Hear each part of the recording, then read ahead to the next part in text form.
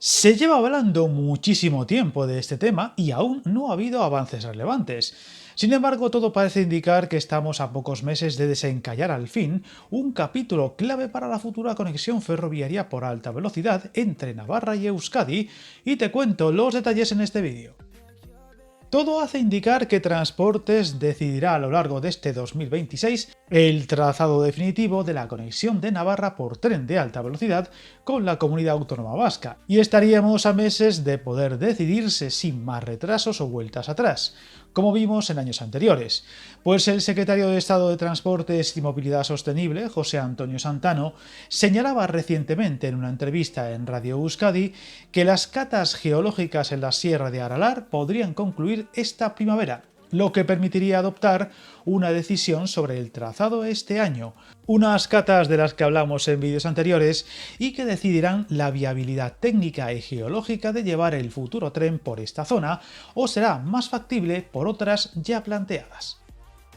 Son declaraciones que llegan tras meses de retrasos en los sondeos necesarios para determinar la viabilidad técnica del paso por la zona de Sakana, donde el Ejecutivo Central insiste en que no se puede tomar una decisión sin contar con datos geológicos concluyentes. Y es que la elección entre las alternativas en estudio, es decir, la conexión por Vitoria-Gasteiz o por Ezkio, depende directamente de los resultados de estas catas profundas que deben confirmar si es viable perforar grandes túneles bajo el macizo de Aralar sin riesgos técnicos ni sobrecostes inasumibles, y además con un impacto ambiental lo más controlado dentro de lo posible. Otro de los temas clave para decidir un paso u otro, ya que la oposición, en caso de ocasionarse impactos severos sobre el paisaje de esta zona, podría echar al traste su aprobación.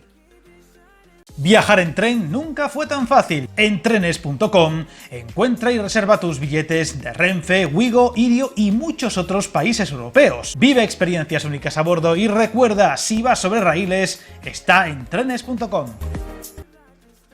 En dicha entrevista, Santano defendió que la decisión se adoptará cuanto antes, pero vinculó explícitamente ese paso al final de los trabajos en curso. El retraso de la conexión con el resto de territorios vascos contrasta con el avance en otros tramos del tren de alta velocidad de Navarra, donde el desarrollo del corredor hacia Euskadi se ha convertido en el principal cuello de botella de toda la planificación ferroviaria. Y es que la clave está en que Navarra no puede definir su salida hacia la red de alta velocidad estatal y europea sin resolverse este enlace, donde la opción por Vitoria-Gasteiz presenta menos incertidumbres técnicas y ambientales, aparte de menores costes, mientras que la alternativa por Ezkio, la más directa hacia Guipúzcoa y la frontera francesa, permitiría reducir tiempos de viaje y mejorar la conexión con el eje atlántico, pero exige atravesar zonas de alta complejidad geológica como la propia Sierra de Aralar.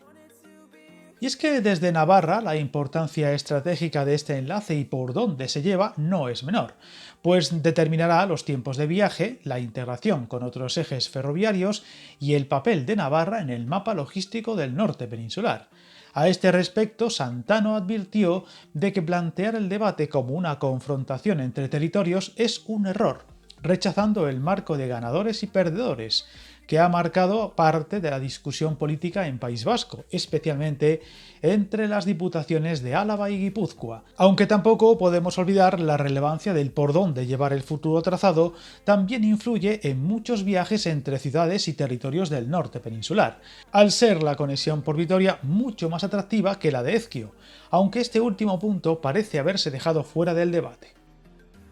Según se viene analizando, los datos de movilidad relativizan el impacto de esta decisión en los flujos internos, pues aproximadamente la mitad de los movimientos de la futura red vasca se producirán entre Bilbao, Donostia y Vitoria-Gasteiz, y grandes destinos como Madrid y Barcelona, mientras que las conexiones entre Pamplona y Guipúzcoa representarán apenas un 5%, por lo que según el propio secretario de Estado de Transportes, cualquiera de las alternativas permitirá reducir de forma significativa los tiempos de viaje, lo que convierte el proyecto en un éxito de país independientemente del trazado elegido. Si bien todo hace indicar que el interés desde Navarra es más por apostar por el trazado más corto posible hacia Guipúzcoa y Francia que hacia Vitoria, por lo que veremos en qué queda un debate que, al menos de momento, parece estar a la espera del resultado de unas catas que determinarán la viabilidad en todos los frentes posibles de atravesar una zona cuando menos delicada y que, si es finalmente la escogida,